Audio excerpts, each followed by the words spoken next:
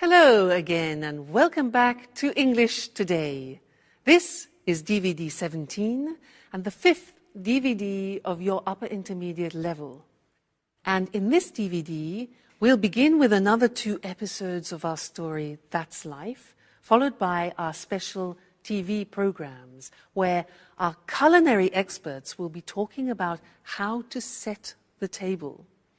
This will be followed by a discussion about e-commerce and about doing business on the internet. Then, in the grammar section, we'll study how to position adjectives in the English sentence and also look at some of the main differences between American and British English, all right? So, enjoy yourselves and enjoy your viewing.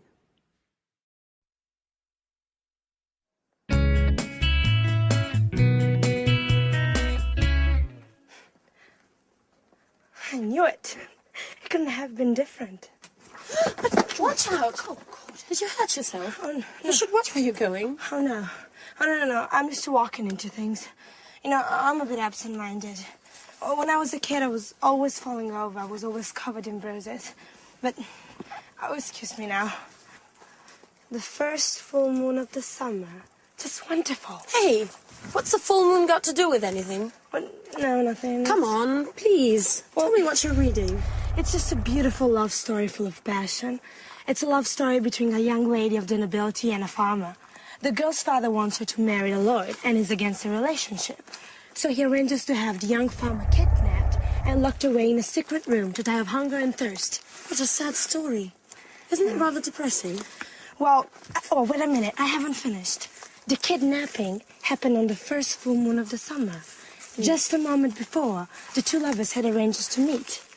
Legend says that every year on that night, the young girls return to look for her lover. Do you see? What should I see? It's a legend. Don't tell me I should believe in such a stupid thing. Well, on the contrary, I think you should. This is the interesting part. This love story took place here, in this house. And tonight, there's the first full moon of the summer. Oh, this is so exciting.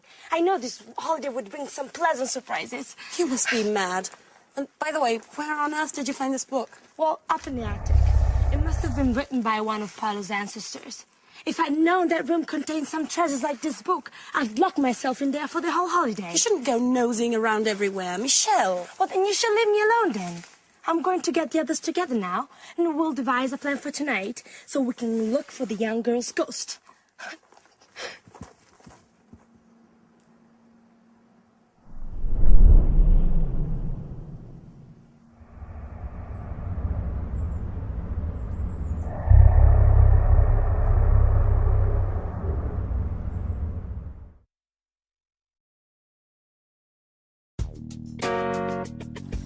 Hey, Sarah! Like a flip?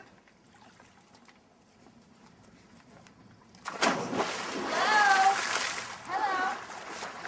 I'm glad you're here. We've been here since noon. We've made an incredible discovery. What's this about?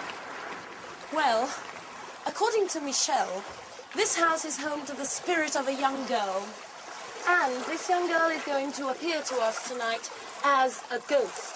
Don't make fun, okay? It's true. I read it in a book I found at home. And I can feel it, too. There's a strange atmosphere, almost surreal. I think the only strange thing here is you. That's exactly what I said. Okay, enough of that. Listen to me. This is the plan for tonight. When the moon's high in the sky, we'll get some candles and go and look for the ghost. Paolo, didn't you know anything about the story? Well, my grandfather did tell me something about it. When I was a boy, I used to go looking for spirits with my cousins. And didn't you feel frightened? I know, it was a great fun. Sure, everyone knows ghosts don't exist. Oh, you're wrong there. You know, one night, we heard some strange noise. Someone was shouting. Oh, we were so scared. And we ran up to our rooms, and my youngest cousin cried for 2 days. He was so terrified. What rubbish. I think you just invented the whole story. Okay, stop arguing. Paolo and I are going to look for the ghost tonight. Sandra, you coming with us? Well, I don't really believe in these things, but if you're both going, well, why not? It'll be a bit of change from the other evenings. And By the way, I'm quite curious to find out whether this ghost really exists or not. Sarah, are you coming with us? Oh no, I don't believe in spirits, and I don't do such stupid things. I'll just stay in my room and read. Oh, come on, Sarah. Don't be the usual spoil sport. Come with us. You'll see it'll be fun. Don't insist. I said no. That damn pub. She wouldn't be like this if it hadn't burned down. I know, you're right. Let's try not to let our problems get us down. Sandra, can you call Mike and Anne? And we'll tell them what's the plan for tonight. Okay. Ghost hunting under a full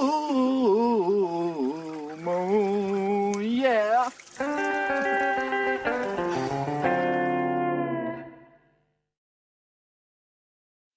Hi everyone, and welcome back for another lesson. Now, as you've been watching our story, That's Life, you've probably noticed that there are different Englishes, different accents, like British English, American English, Australian English. Yeah, now you can often notice that from the accent. But we don't only notice the difference from the accent. There are also differences in vocabulary. And this is something that I want to look at with you now, especially between British English and American English. So we'll look at the screen and you can see the words written. Because British English and American English, when I meet, for example, an American person, I usually don't have any problems understanding. But occasionally, let me tell you this story.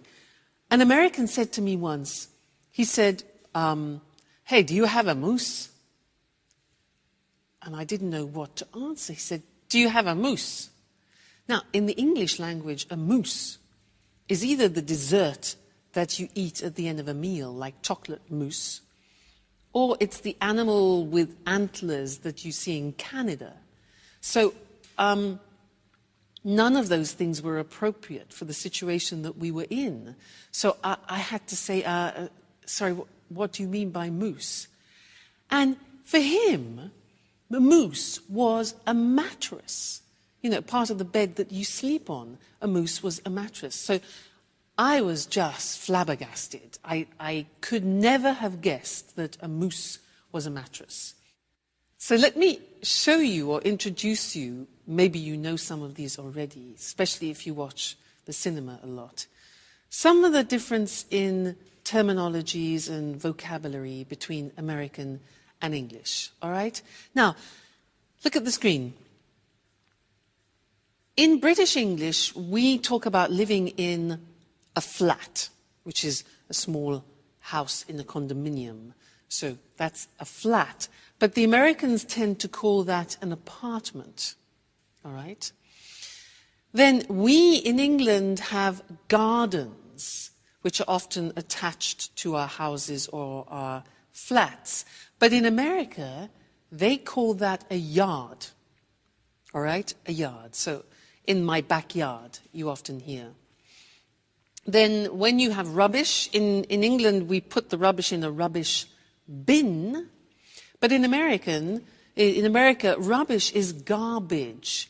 So they put their rubbish in a garbage can. So rubbish bin, garbage can. If I say in British English, I'm going to town, the Americans will say, I'm going downtown. I'm going downtown.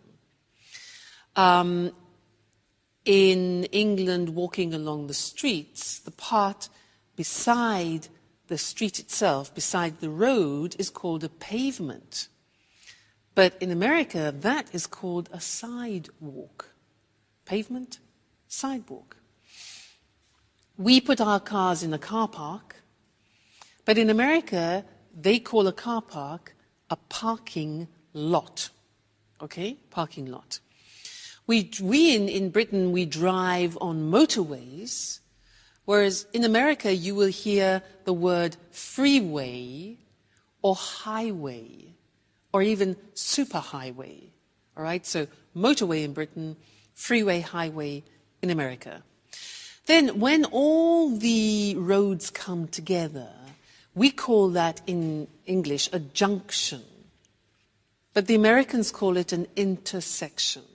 Junction, intersection. When we are traveling in our cars, we go and we buy petrol. The Americans buy gas or gasoline. For us, gas is a liquid air. So, gas, gasoline, in British English is petrol. Okay? Then, in England, we go to the cinema. In America, they prefer often to use movies, go to the movies. Then, for example, if you go to a theatre and you want to go to the wardrobe, for example, and leave your coats, etc., very often in America, that is called the closet.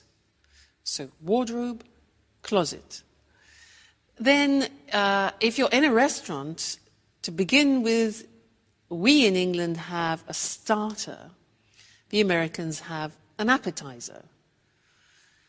And this is very interesting.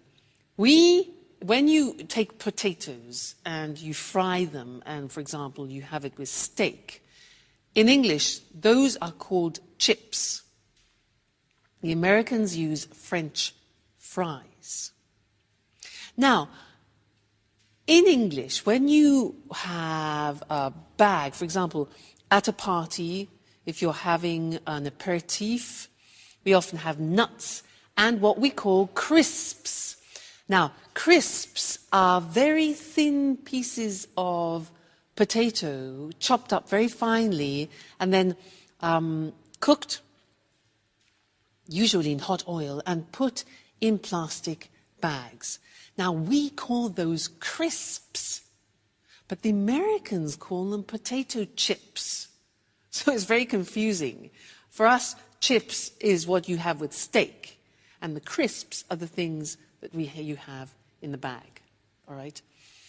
And one more thing. In Britain, we talk about summer, winter, spring, and autumn, but often in American English, you will hear autumn referred to as fall. So those are just a few examples of the difference between British English and American English. But keep noticing the differences especially when you're watching films, because it really is very interesting, and it will help you in preparation for when you go to both countries. All right, so good to see you again, and I look forward to seeing you again in the next lesson. Bye.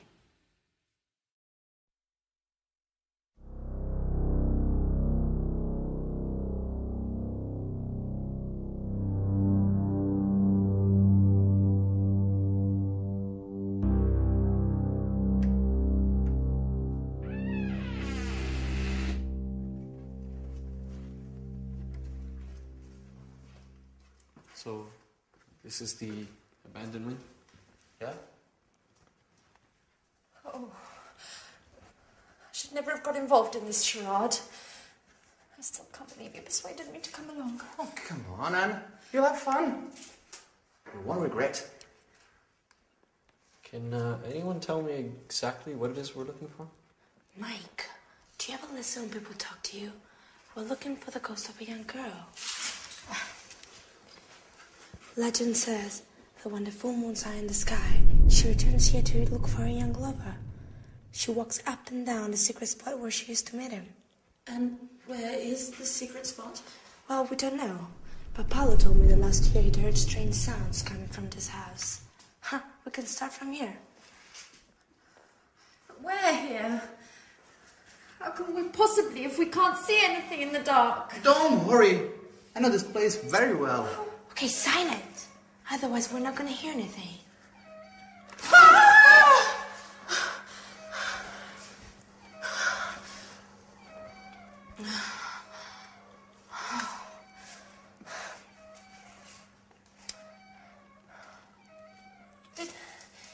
Did anyone ask Sarah if she wanted to come along with us? Of course we did. She isn't interested. She doesn't believe in ghosts! Well, you still should have insisted. It's not nice to leave her all by herself at night. Okay, can we please start searching again?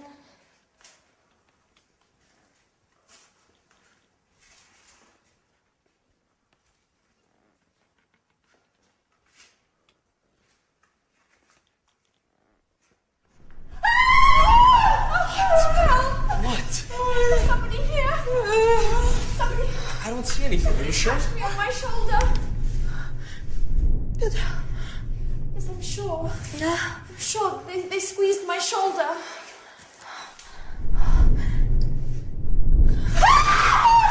It's me! What an idiot, Paolo! Oh. Okay. Now that we've solved that mystery, silence everyone, and let's continue. Well, to be honest, this place is kinda Creepy? creepy, yeah?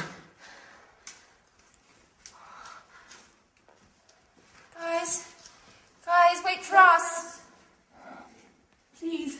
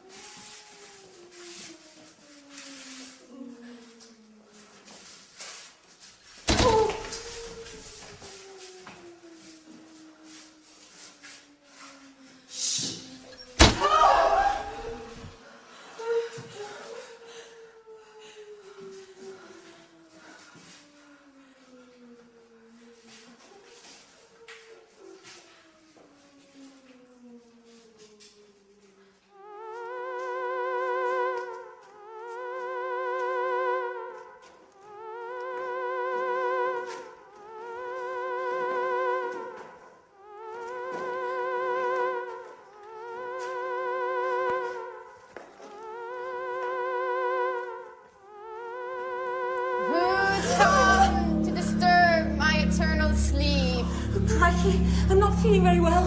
I think I'm going to faint. Shut up! Oh, well, no, we read about you and we want to get to know you. I don't like intruders. Do you know what happens to the people who cross my path? What happens? A horrible death. You must choose between being burnt alive or being eaten by wolves. Oh my God.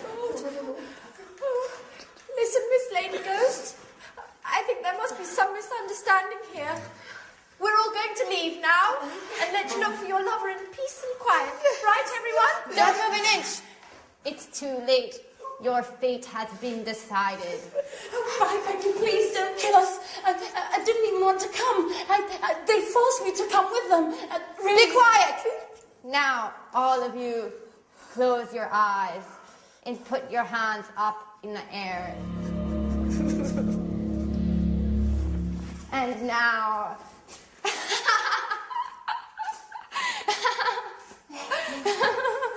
Sarah! So you were the ghost? Yes. I was in my room reading when I thought of dressing up and scaring all of you. And I must admit, it was worth it. You don't know how funny you all looked. Your face is white with fear, and your voice is pleading for mercy. I've never had so much fun. Yes, but you gave us all a big shock. Yes. But if it made the old Sarah come back, then long live ghosts!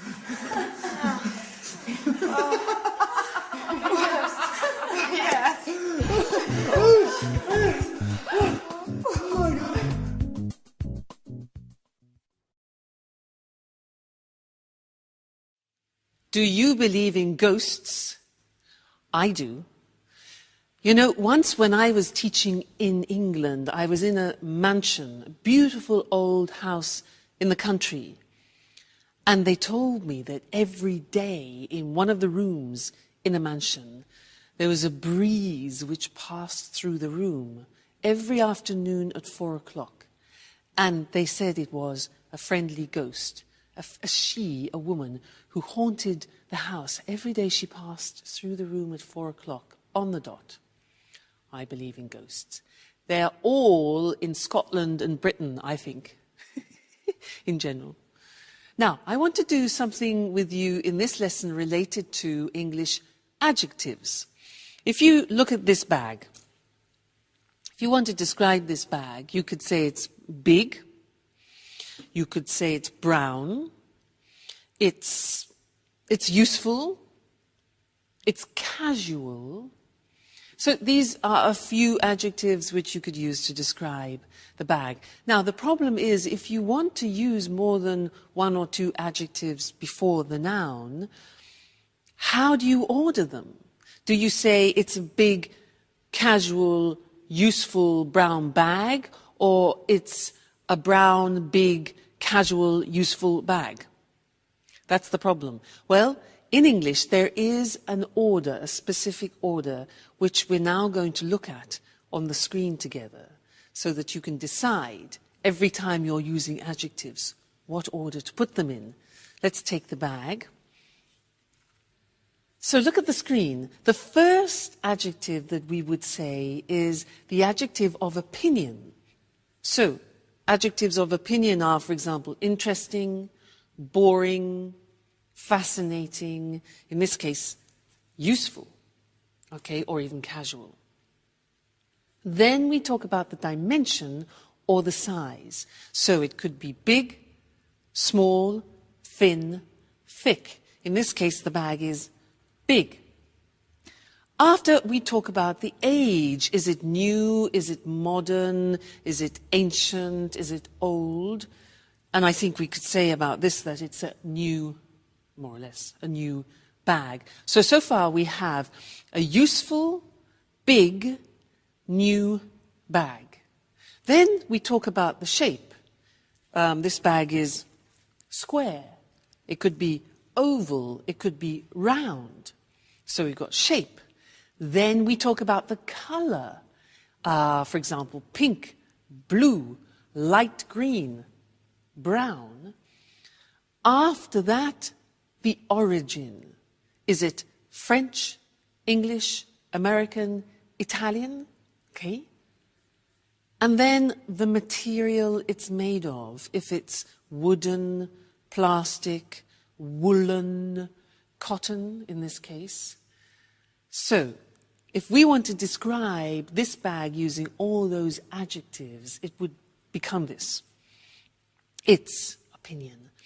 A casual, big, new, follow the screen, new, square, brown, Italian cotton bag. Okay? Now, we don't usually put 8 or 9 adjectives before the noun, but if you do want to use 3 or 4, then that's the order which you follow. And remember that in English, all adjectives go before the noun, not after, because in some languages you can put adjectives before the noun and adjectives after the noun. However, in English, the rule is adjectives always before the noun. Okay? Great. So that's the lesson about adjectives, and I'll see you very soon. Bye. Welcome to Cooking Today. Hi, Lisa. Good to see you. Good to see you again, Nancy. Lisa, tell us what you're going to talk about this time. I've chosen a letter in particular. I've received so many. Here we are. It comes from Lynn. Dear Lisa, you're the person I most admire in my life. Please help me. My husband has decided to invite his boss and wife for dinner, and I've no idea how to arrange a formal table setting. Husbands can be so insensitive. Well, dear Lynn, you don't need bone china, silverware, or crystal to set an attractive table. Where does one begin? I'd start with the table covering.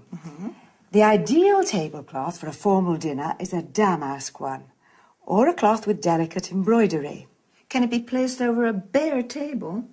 You'd better place a protective padded cloth underneath. What do you think about placemats? They're acceptable for every occasion except formal dinners. And table runners, aren't they pretty? They are, and very trendy nowadays since they come in a wide range of colours. Now, tell us about napkins. They're usually sold as a coordinated set with tablecloths. She's not supposed to use paper napkins, I suppose. Oh, it's considered a bit crass. You can use paper napkins for picnics.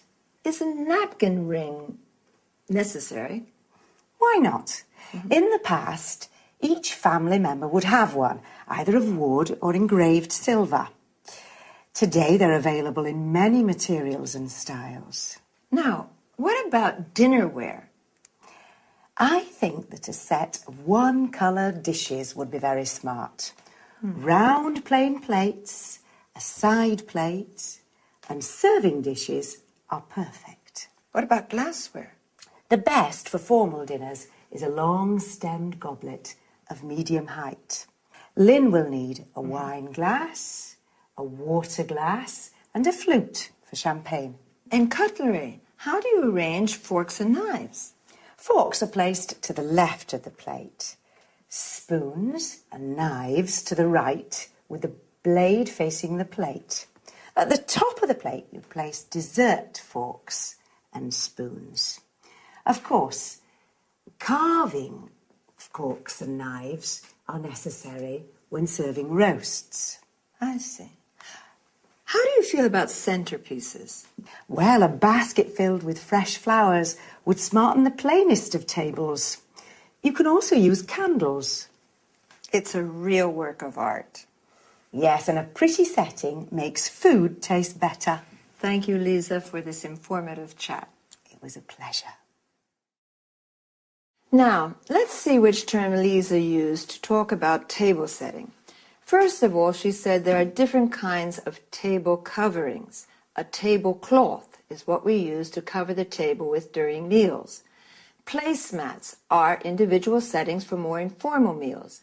Table runners are long and narrow pieces of fabric which can hold several places. A centerpiece can be placed in the middle of the table, usually with fresh flowers as decoration.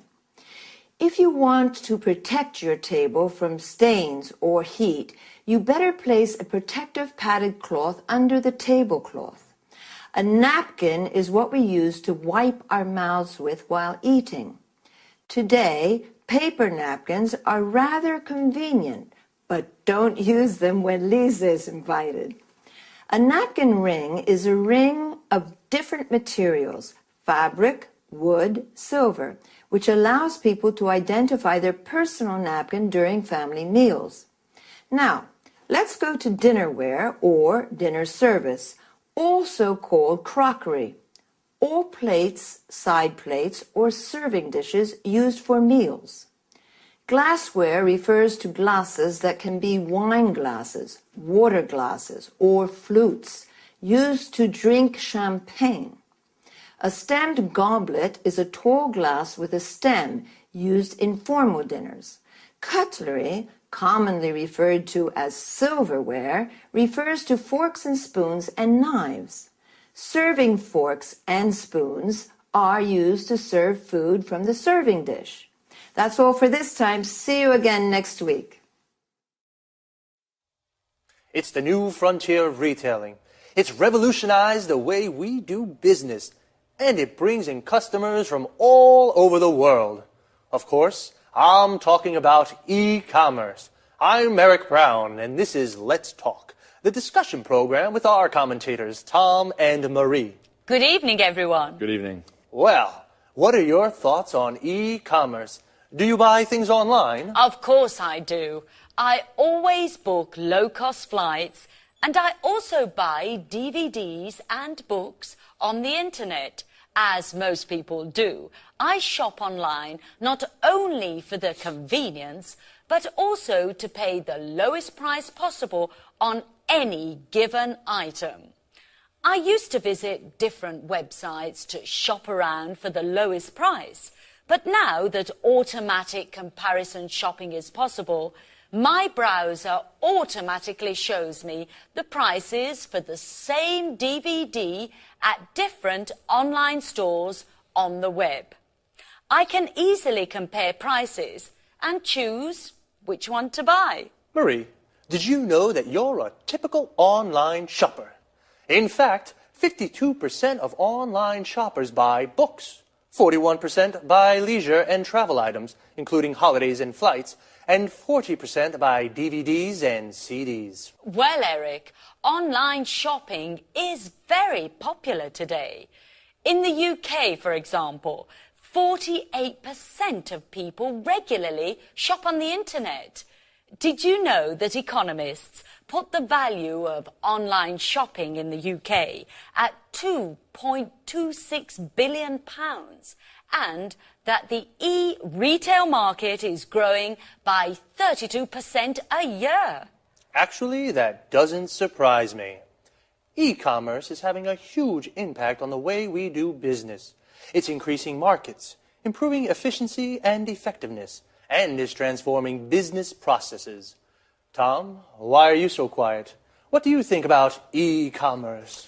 Well, to tell you the truth, I'm very skeptical about e-commerce for many reasons. Why exactly are you skeptical? Well, let's start with the issue of security.